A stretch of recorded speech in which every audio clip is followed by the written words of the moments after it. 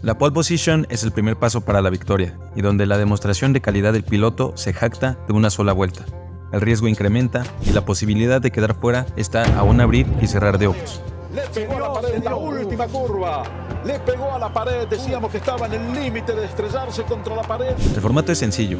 Quien haga la vuelta más rápida en la sesión clasificatoria se lleva la pole, claro está. Se van eliminando 5 en la Q1, 5 en la Q2 y en la Q3 se definen los 10 puestos restantes. Pero ¿sabías que no siempre fue así? La evolución de las normas de clasificación ha tenido diversos cambios y han evolucionado en pro del aumento de emoción y beneficio a los espectadores.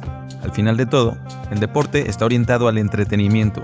Y hoy veremos cómo la clasificación de la Fórmula 1 ha ido cambiando conforme esta se ha hecho más popular y extensa. Antes de comenzar, ¿sabes cuál fue la regla del 107% en la Fórmula 1? Si sabes, escríbela en la caja de comentarios. Desde la primera temporada, disputada en 1950 y hasta 1995, la clasificación fue la misma en esencia, aunque con cambios muy ligeros.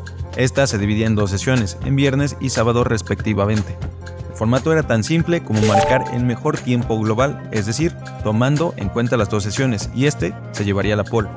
Las ventajas de esto es que si los pilotos tenían algunos errores en pista, podían todavía reponerse, pero obviamente tenían sus contrapartes, como por ejemplo el tiempo cambiante. Si el viernes se corría en seco y el sábado llovía, la emoción se desvanecía, pues los tiempos prácticamente se sentenciaban el día anterior. La emoción era muy poca, pues se asemejaba mucho a lo que hoy sería una práctica con neumáticos suaves. El primer gran cambio llegó en 1996. La clasificación se disputaba los sábados como actualmente sucede, pero con una hora disponible, todavía muy diferente a lo que vemos hoy. Los pilotos tenían de un máximo de 12 vueltas para marcar el mejor tiempo posible. Ya se puede ver una línea más clara hacia la importancia del espectador, pues se buscaba incrementar la emoción, pero lamentablemente el tiempo total orillaba a los pilotos a tener algunos tiempos muertos, donde la actividad disminuía en pista, esperando el momento ideal de temperatura, de limpieza y también de tráfico, y donde la regla del 107% entró en rigor, y esta marcaba que cualquier piloto que marcara una vuelta mayor al 107% de la pole no podía participar en la carrera del domingo. Las áreas de oportunidad eran bastante grandes, es por ello que este tipo de quali llegó hasta 2002. Para 2003 llegó lo que se denominó una única vuelta lanzada en viernes y sábado. Para este año, la Fórmula 1 comenzó a jugar mucho con las sesiones clasificatorias, pues no quedaba una que finalmente diera esa sensación que debía de mantenerse y generara emoción como se buscaba. Y se regresó a los 2 días de quali, pero solo con una vuelta lanzada, aunque el viernes se marcaba una cantidad de combustible limitada para que marcaran sus mejores tiempos a modo de acomodar un orden de salida para el día sábado, donde su vuelta lanzada la realizaban con la misma carga de combustible que el día domingo en carrera. Aquí desapareció la regla del 107% y el formato también al terminar la temporada. La ventaja clara era la sensación de emoción al poder ver de forma individual cada vuelta lanzada, lo que sin duda sí sumaba interacción con el público y además se eliminaban los tiempos muertos. La clara disparidad por las cargas de combustible era notoria y dado esto se perdía cierta rivalidad. Damos un salto hasta el 2006, donde llegó el primer cambio más importante y que asemeja a lo que conocemos hoy, el clasificador en base a eliminación. La diferencia es que en la Q1 y Q2 se eliminaban los 6 pilotos más lentos, aunque aún privaba el espectáculo de una vuelta cronometrada de pura velocidad, porque se conservaba lo anterior de llenar el depósito de combustible con la cantidad que se utilizaría en carrera el día domingo. 10 años más adelante, llegamos a una de las clasificaciones que a nuestro parecer fue una de las más interesantes, la eliminación individual cada 90 segundos, donde dentro de cada una de las 3 sesiones, cada 90 segundos se eliminaban los pilotos más lentos. Si bien la propuesta era muy interesante, tuvo muchas quejas por parte de los pilotos y aficionados, pues naturalmente contaba con varios inconvenientes, pues el mismo formato llevaba a los equipos a dar todo en las primeras vueltas y después aflojando la parte final de cada Q. Y la lucha por la pole perdió protagonismo, pues no habían alteraciones en las parrillas en comparación a formatos anteriores, lo que nos llevó al formato más tradicional que se ha tenido y que ha traído estabilidad en las clasificatorias, aunque claro, con sus grandes áreas de oportunidad. El formato tradicional del sábado es simple, aunque con ligeras alteraciones en el sistema. Comienza con la Q1 con una duración de 18 minutos, le sigue la Q2 con 15 minutos y finalmente la Q3 con 12 minutos. En la Q1 se eliminan los primeros 5 tiempos, así que llegamos a la Q2 con 15 pilotos restantes, donde se eliminarán 5 más para finalmente en la Q3 abrir por completo el grifo y buscar marcar la vuelta más rápida. Aquí es donde los mayores candidatos pelean la pole position.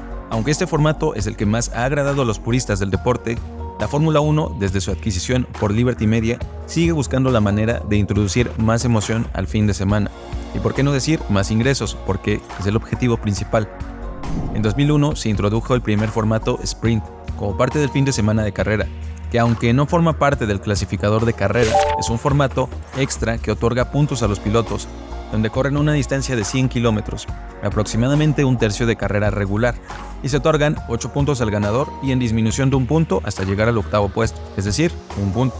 Hay una clasificatoria extra llamada Sprint Shootout, donde de forma similar a la clasificación de la carrera del domingo, los pilotos ordenan la parrilla de la carrera sprint con 3 sesiones, acorde a los mejores tiempos.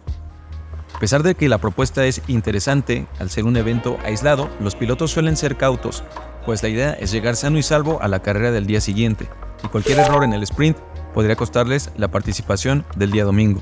El formato sprint no ha agradado del todo, y aunque solo lo incluyen en algunas carreras, ha incrementado progresivamente su inclusión con el paso de los años, lo que sugiere que se siga haciendo. A pesar de que existen soluciones más entretenidas y justas como la parrilla invertida, donde se puede correr un formato similar al sprint, pero donde los más lentos comiencen por delante y los más rápidos al final de la parrilla, esto traería más emoción al dar más chances de tener los reflectores a quienes usualmente no los tienen, y de alguna manera hacer un poco más equilibradas las fuerzas de equipo. ¿Qué tan diferente es un monoplaza en quali versus en carrera? La quali está enfocada a sacar el máximo rendimiento, y en carrera se busca un equilibrio para tener la mayor eficiencia en pista y maximizar las oportunidades.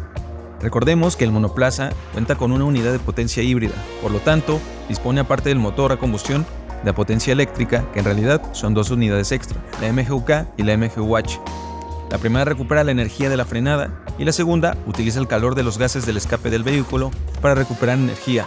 Aparte, reduce el turbolag, al menos hasta esta normativa proveniente del 2022. Bajo esto, los monoplazas utilizan el 100% de la energía eléctrica para poder marcar las mejores vueltas, y esto es posible debido a que se detienen y marcan vueltas de calentamiento antes de hacerla. Por ende, la carga de energía se utiliza completamente, cosa que no sucede en carrera a excepción de la arrancada y ocasiones claras de rebase o defensa. Entonces, en quali se trabaja con mapas más radicales, yendo al máximo con los componentes, debido a que solo estarán unas vueltas a tope. También se prioriza un coche más receptivo al agarre delantero, dejando un tanto de lado la degradación de la parte trasera, a diferencia del día domingo, donde buscan un eje delantero un poco más suelto para cuidar el agarre en la parte trasera y por ende proteger los neumáticos traseros en un stint que normalmente va de las 15 a las 20 vueltas. Se dice que es todo un arte clasificar, pues hay múltiples factores que entran en juego para quebrar la cabeza de los ingenieros al poner la puesta a punto del monoplaza. No solo influye el piloto.